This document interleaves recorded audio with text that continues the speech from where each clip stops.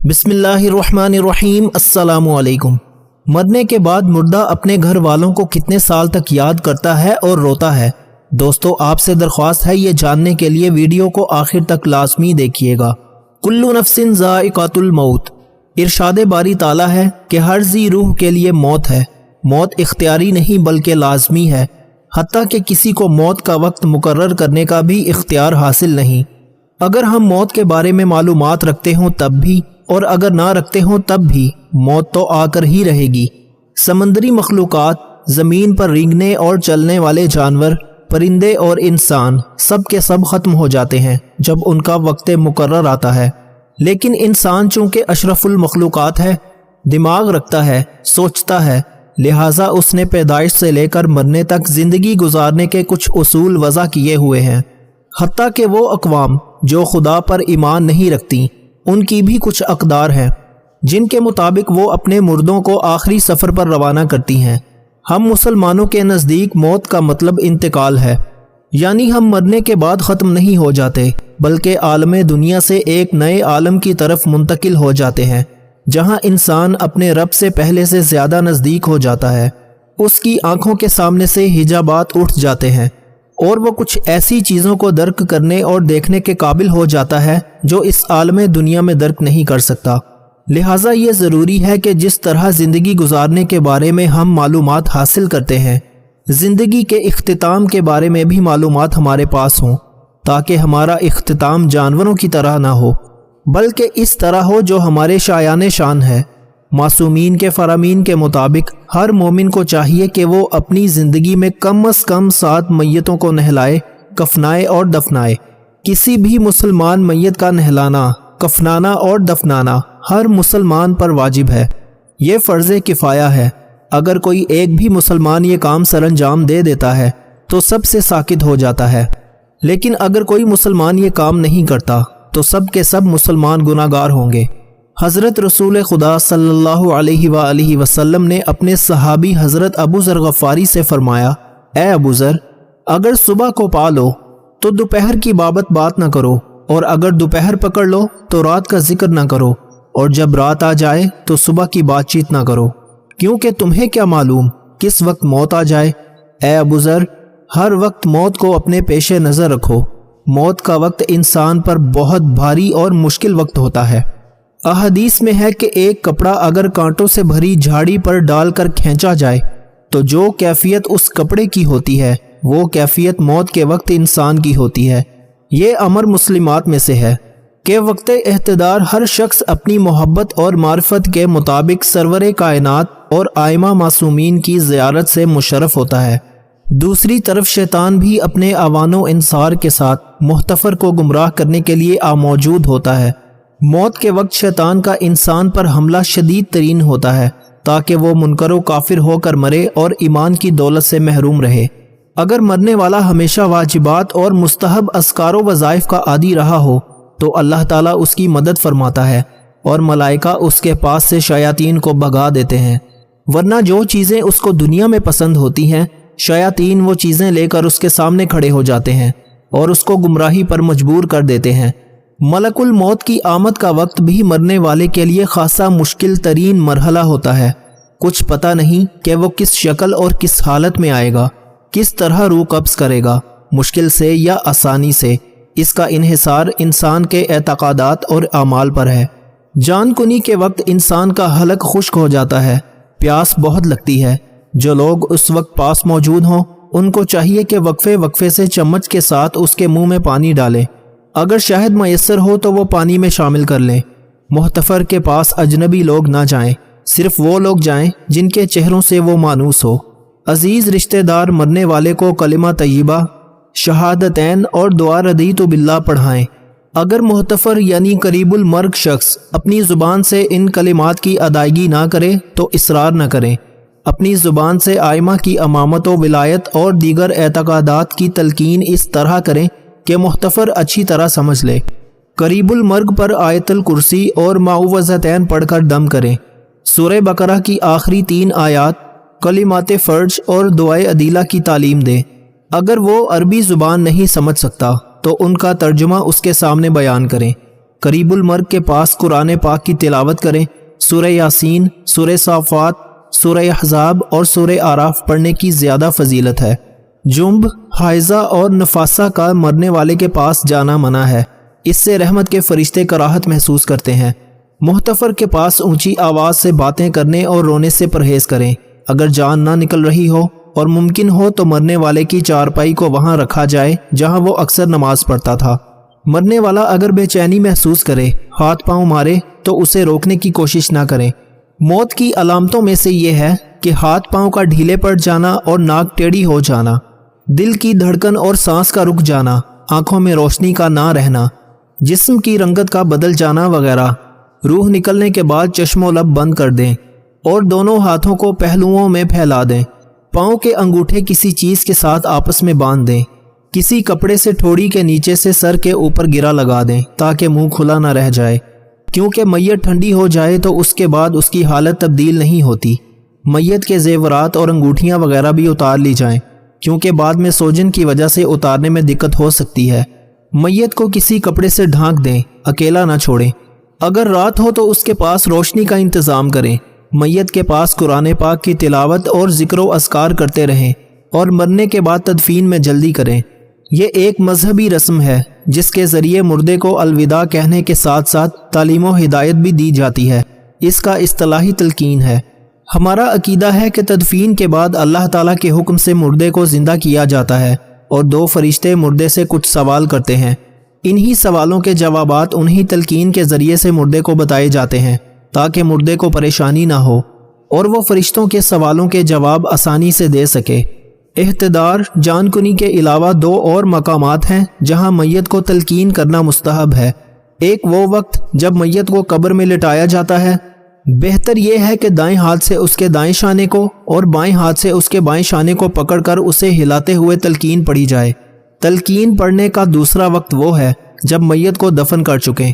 چنانچہ مستحب ہے کہ میت کا ولی یعنی سب سے قریبی رشتہ دار دوسرے لوگوں کے چلے جانے کے بعد قبر کے سرہانے بیٹھ کر بلند آواز سے تلقین پڑھے، اور اگر وہ کسی کو اپنا نائب بنائے تو بھی مناسب ہے۔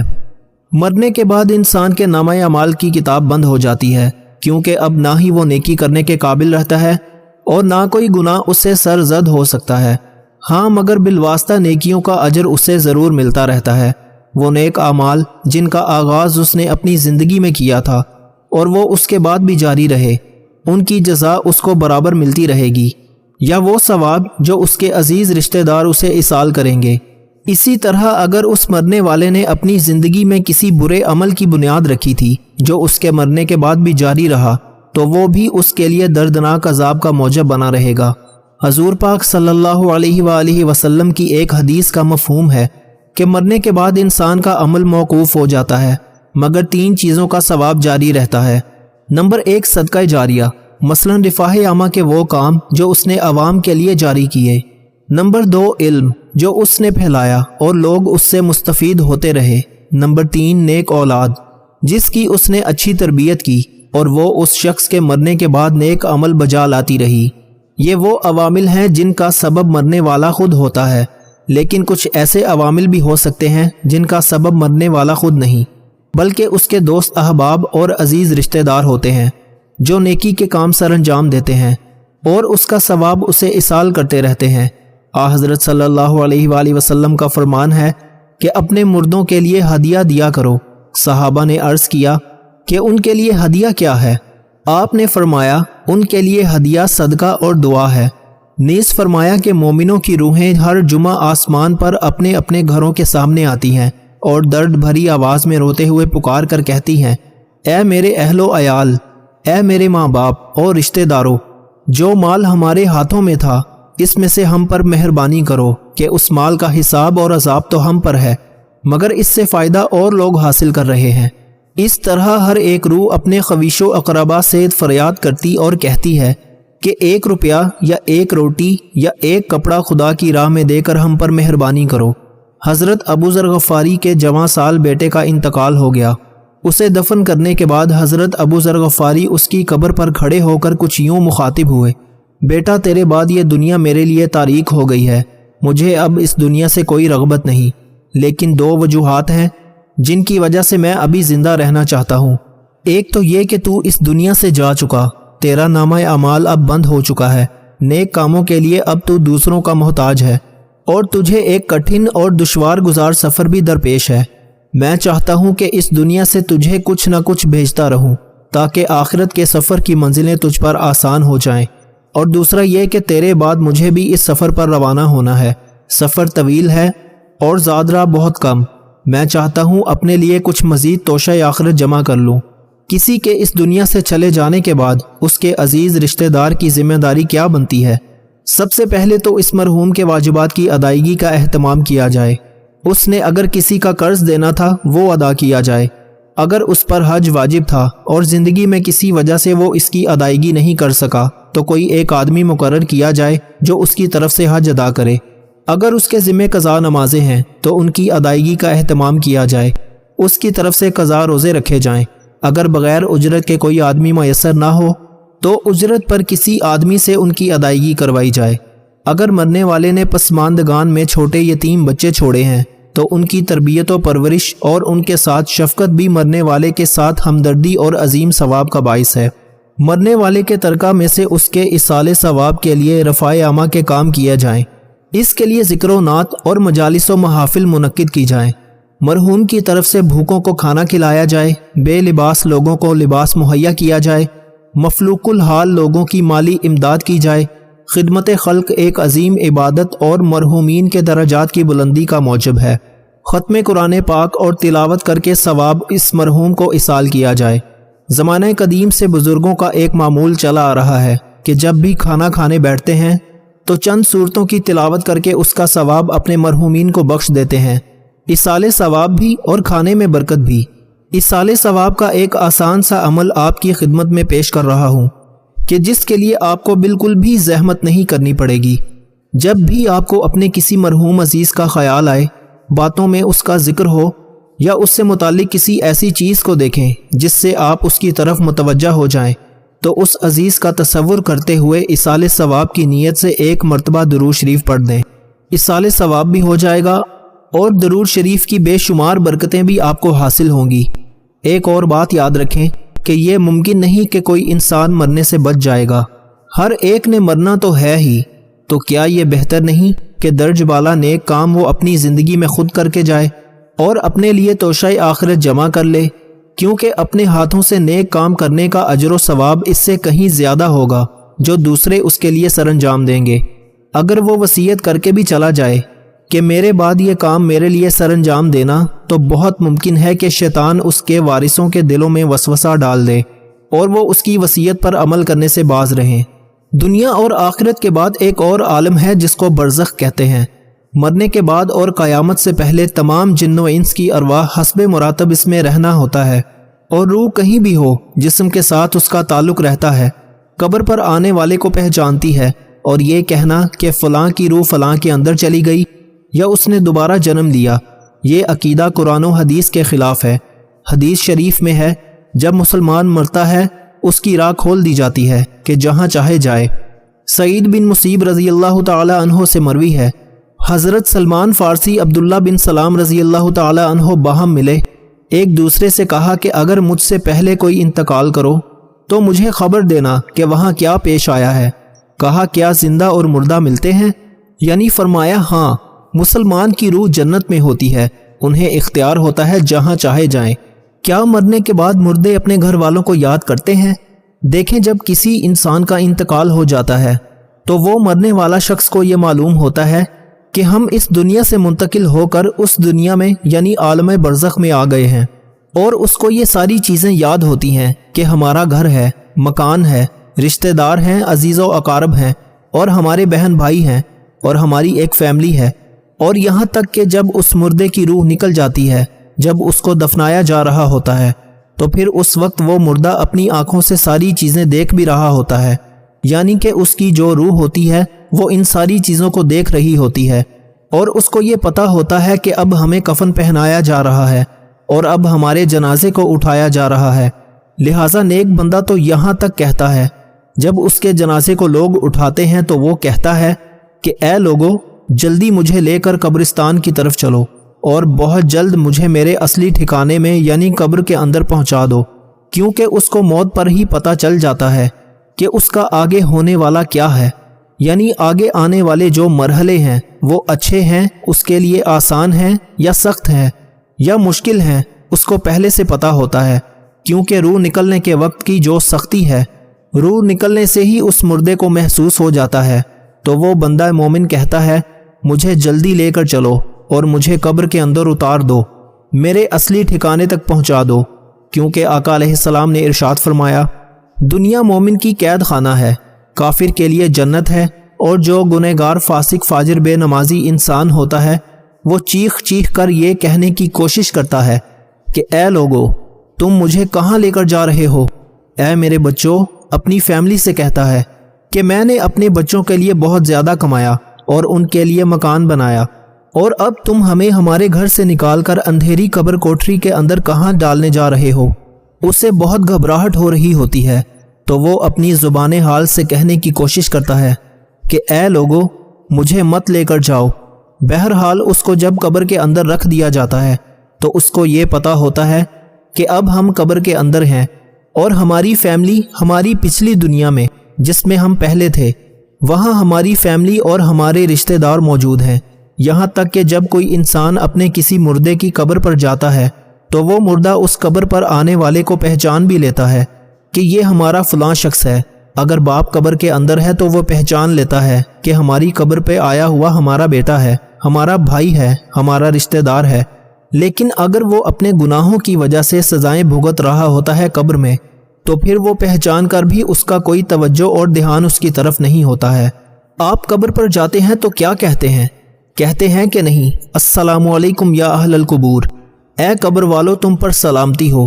اس سے مراد وہ فرشتے ہیں جو قبر کے اندر ہیں، اور وہ مردہ جو قبر کے اندر ہے اس کو یہ چیز پتہ ہوتی ہے، وہ پھر وہاں سے یاد بھی کر رہا ہوتا ہے اپنے گھر والوں کو۔ جب وہ یاد کرتا ہے، اور آقا علیہ السلام نے فرمایا، بخاری کی حدیث ہے، جب کوئی شخص اپنے کسی مرحوم کے لیے مردے کے لیے ایصال ثواب کرتا ہے تو جب اس کے لیے وہ تحفہ بن کر اس کو پیش کیا جاتا ہے تو وہ بڑا خوش ہوتا ہے، اور اس کو ایسی خوشی ملتی ہے اس وقت کہ اس سے پہلے اسے ایسی خوشی کبھی ملی ہی نہیں ہوتی ہے۔ جب کوئی بندہ کسی کے لیے ایصال ثواب کرتا ہے جو اس وقت اس کو خوشی ملتی ہے تو بہت زیادہ خوش ہوتا ہے۔ تو بہرحال وہ اپنے گھر والوں کو یاد کرتا ہے۔ جو گنہگار بندہ ہوتا ہے اسے یہ دنیا بہت یاد آتی ہے کہ ہم بہت عیش کی زندگی میں تھے، کیونکہ اس کے لیے وہ جنت تھی۔ گنہگار کے لیے تو وہ بڑا عیش سوچتا، جو ہماری وہ زندگی تھی دنیا والی، وہ اس زندگی کو بہت یاد کرتا ہے۔ لیکن جو نیک بندہ ہوتا ہے تو وہ اس کے لیے دنیا قید خانہ ہوتی ہے، اور جو قبر عالم کی جو زندگی ہے یعنی قبر کی زندگی برزخی زندگی ہے، وہ اس کے لیے جنت والی زندگی ہوتی ہے، کیونکہ اس کے لیے قبر میں جنت کا بچھونا بچھا دیا جاتا ہے۔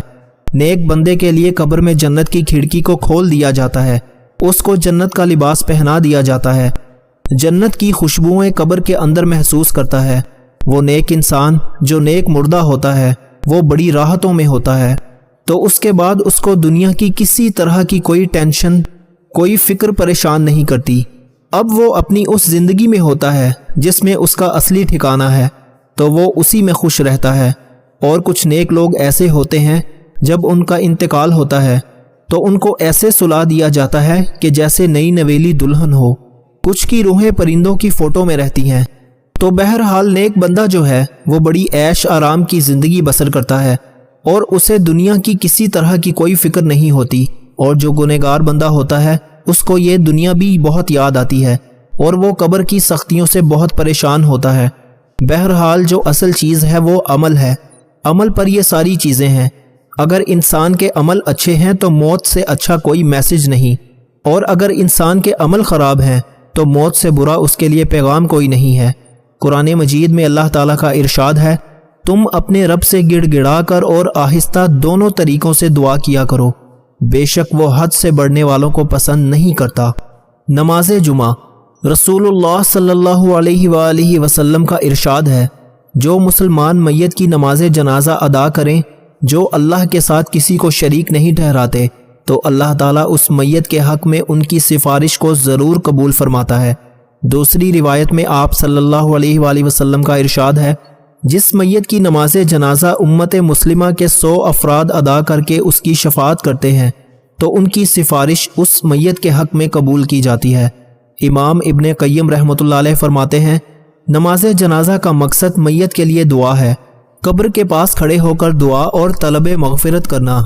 حضرت عبداللہ بن عمر رضی اللہ تعالیٰ عنہ کی روایت ہے کہ رسول اللہ صلی اللہ علیہ وآلہ وسلم جب میت کو قبر میں رکھتے تو فرماتے، اللہ تعالیٰ کے نام سے اور رسول صلی اللہ علیہ وآلہ وسلم کے طریقے پر۔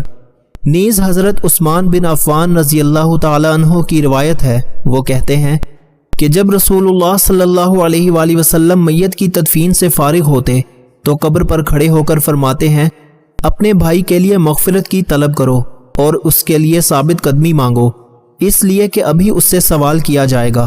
تو اللہ رب العالمین کی بارگاہ میں دعا ہے، اللہ تبارک و تعالی ہم تمام لوگوں کو خوب اچھے اور نیک عمل کرنے کی توفیق عطا فرمائے، آمین۔ تمام احباب سے گزارش ہے کہ اللہ تعالیٰ کے 99 ناموں میں سے ایک نام کامنٹس میں ضرور لکھیں۔ جزاک اللہ۔